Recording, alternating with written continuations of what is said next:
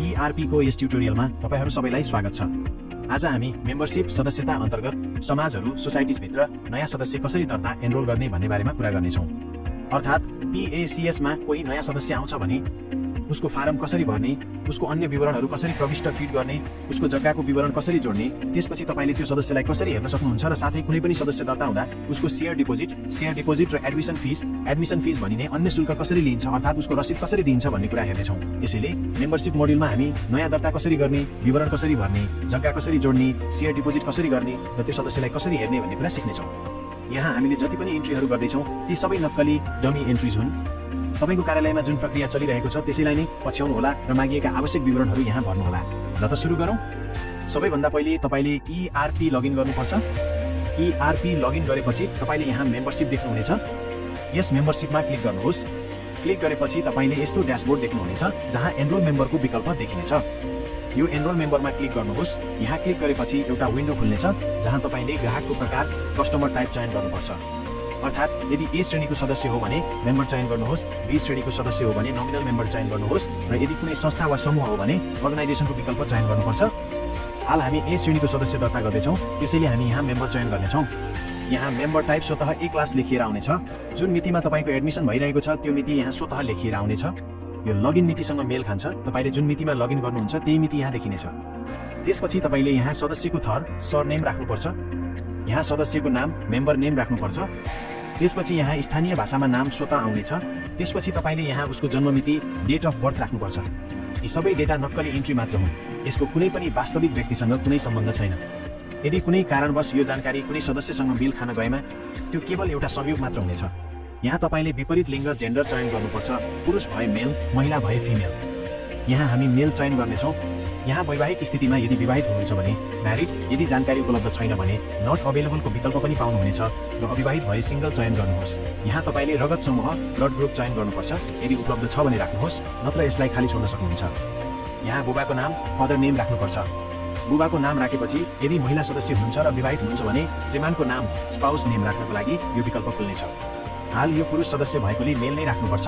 यहाँ married unmarried जे हो त्यो चयन गर्नुहोस्। यहाँ धर्म रिलिजन चयन गर्नुपर्छ। बौद्ध, इसाई, हिन्दू, जैन जे हो त्यो यहाँबाट चयन गर्नुहोस्। यहाँ तपाईले उसको श्रेणी क्याटेगोरी चयन गर्नुपर्छ। Other backward class, general, ST, SC वा उपलब्ध छैन स्टार चिन्ह लगाइएका यी अनिवार्य विवरणहरू भर्नुपर्छ। यहाँ शैक्षिक योग्यता क्वालिफिकेसन उपलब्ध छ भने राख्न सक्नुहुन्छ नत्र छोड्न सक्नुहुन्छ। पेसा अक्युपेसन उपलब्ध छ भने राख्नुहोस् नत्र छोड्न पनि सक्नुहुन्छ। आम्दानी इन्कममा पनि त्यस्तै हो किनकि यो अनिवार्य फिल्ड होइन। तपाईसँग जति जानकारी छ त्यति यहाँ भर्न सक्नुहुन्छ। यहाँ कुन बोर्ड रेजोल्युसन नम्बर अन्तर्गत उसलाई भर्ना गरिएको हो त्यो राख्न सक्नुहुन्छ। यहाँ बोर्ड रेजोल्युसन डेट आउनेछ। यहाँ सोसाइटी एडमिसन नम्बर उपलब्ध छ भने भर्नुहोस्। यहाँ DCCB saving bank account number भर्नुपर्छ। यहाँ Aadhaar number Aadhaar card no भर्नुपर्छ। यदि तपाईको कुनै म्यानुअल लेजर फोलियो चलिरहेको छ भने त्यो नम्बर यहाँ भर्नुपर्छ। यी सबै जानकारी भरेपछि तपाईले यहाँबाट उसको फोटो, इमेज र हस्ताक्षर साइन पनि संलग्न एट्याच गर्न सक्नुहुन्छ। त्यसको लागि तपाईले फोटो र हस्ताक्षर स्क्यान गरेर राख्नुपर्ने हुन्छ। जस्तै तपाईले यसमा क्लिक गर्नुहुन्छ do you want to capture with webcam भनेर सोध्नेछ। यदि वेबक्याम उपलब्ध छ र ग्राहक अगाडि हुनुहुन्छ भने सिधै खिच्न सक्नुहुन्छ नत्र यसलाई नो गर्नुहोस्। त्यसपछि एउटा स्क्रिन खुल्नेछ जहाँबाट फोटो चयन गरेर ओपन गरेपछि फोटो अपलोड हुनेछ। हस्ताक्षरको हकमा पनि त्यस्तै हो। हस्ताक्षरमा क्लिक गरेपछि स्क्यान गरिएको फाइल चयन गरेर अपलोड गर्न सक्नुहुन्छ। यो पहिलो पानाको जानकारी भएपछि यहाँ नेक्स्टमा क्लिक गर्नुहोस्। यहाँ सदस्यको घर नम्बर हाउस नो राख्नुहोस्। यहाँ सडक स्ट्रिट राख्नुहोस्। यहाँ गाउँ भिलेज चयन गर्नुहोस्। गाविस नगरपालिका मण्डल तहसिल र जिल्ला डिस्ट्रिक्ट स्वतः भरिएर आउनेछ। यदि इमेल आइडी र मोबाइल नम्बर छ भने भर्नुहोस्। वैकल्पिक सम्पर्क नम्बर छ भने त्यो पनि राख्न सक्नुहुन्छ। स्थायी ठेगाना पर्मानेन्ट एड्रेस र अस्थायी ठेगाना कम्युनिकेसन एड्रेस दुवै एउटै हो भने यहाँ सेम AS कम्युनिकेसन एड्रेसमा टिक लगाउनुहोस् नत्र फरक भए दुवै छुट्टै भर्न सक्नुहुन्छ। त्यसपछि नेक्स्ट गर्नुहोस्।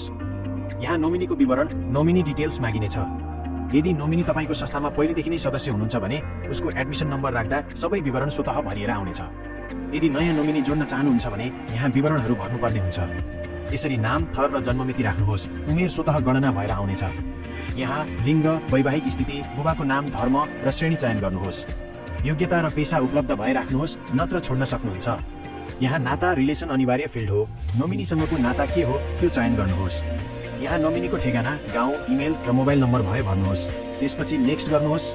गार्डियन डिटेल्स अभिभावकको विवरणको हकमा मानौ नोमिनी 18 वर्षभन्दा कम उमेरको छ भने मात्र अभिभावकको विवरण भर्नुपर्छ। यदि 18 वर्षभन्दा माथिको छ भने यो भर्नु आवश्यक छैन। अब यहाँबाट यसलाई फिनिश सम्पन्न गरिदिनुहोस्। यसलाई फिनिश गर्ने बित्तिकै एउटा पपअप खुल्नेछ जसमा तपाईँले दर्ता गरिरहनु भएको सदस्यको एडमिसन नम्बर जेनेरेट भएर आउनेछ। यो एडमिसन नम्बर नोट गरेर राख्नुहोला किनकि जग्गाको विवरण र सेयर डिपोजिट यही नम्बरबाट प्रविष्ट हुनेछ जुन हामी अगाडि हेर्नेछौँ। यसरी सदस्य दर्ता भएको छ। अब हामी उसको जग्गाको विवरण राख्नतर्फ लाग्नेछौँ। जग्गाको विवरण जोड्नको लागि रजिस्टर ल्यान्डमा क्लिक गर्नुहोस्। क्लिक गरेपछि यहाँ एडमिसन नम्बर राख्नुहोस् र ट्याब बटन थिच्नुहोस्। सदस्यको विवरण खुल्नेछ। यहाँ प्लस चिन्हमा क्लिक गर्नुहोस्। क्लिक गरेपछि सदस्यको जग्गा कुन गाउँमा छ त्यो गाउँ यहाँ चयन गर्नुहोस्। यहाँ उसको सर्वे नो राख्नुहोस्। तपाईँले कुट चिन्ह कमा प्रयोग गरेर धेरै नम्बरहरू पनि राख्न सक्नुहुन्छ।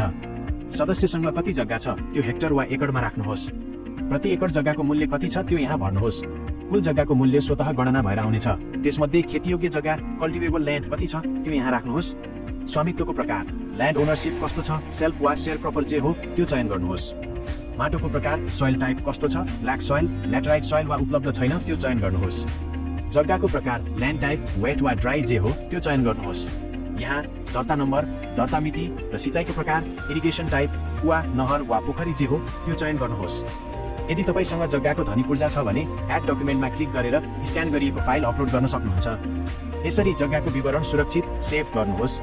यदि सदस्यको एकभन्दा बढी गाउँमा जग्गा छ भने पुनः प्लस चिन्हमा गएर अर्को जग्गा जोड्न सक्नुहुन्छ।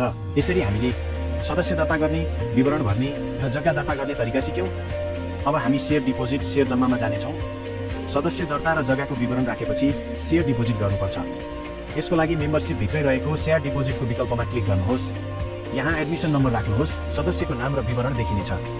भाउचर टाइपमा नगद जम्मा गरेको भए क्यास चयन गर्नुहोस्। सदस्यले पहिलो पटक कति सेयर जम्मा गरेको हो त्यो रकम यहाँ राख्नुहोस्। त्यसपछि यहाँ एड अदर पार्टिकुलर्सको विकल्प देखिनेछ। यसमा क्लिक गरेपछि एडमिसन फिसको विकल्प देखिनेछ। तपाईँले जति भर्ना शुल्क लिनुभएको छ त्यो रकम यहाँ राखेर एरो चिन्हमा क्लिक गरेपछि यो थपिनेछ। त्यसपछि एड बटनमा क्लिक गर्नुहोस्। यसरी सेयर वापतको 500 रुपियाँ र एडमिसन शुल्क 100 रुपियाँ गरी कुल 600 रुपियाँ सदस्यबाट लिएको विवरण देखिनेछ। अब यहाँ सेभ बटनमा क्लिक गर्नुहोस् र यस गर्नुहोस्। यसरी सेयर डिपोजिट सफल हुनेछ। अब ओके गर्नुहोस्। तपाईँको अगाडि भाउचर तयार भएर आउनेछ जहाँ सदस्यको नाम, सेयर रकम, एडमिसन शुल्क र कुल रकम देखिनेछ। यी सबै विवरणहरू भरिएपछि यदि तपाईँ सदस्यको विवरण हेर्न चाहनुहुन्छ भने भ्यू मेम्बरको विकल्प प्रयोग गरेर एडमिसन नम्बर राखी ट्याब बटन थिच्नुहोस्। तपाईँले भन्नुभएका सबै विवरणहरू यहाँ देखिनेछन्।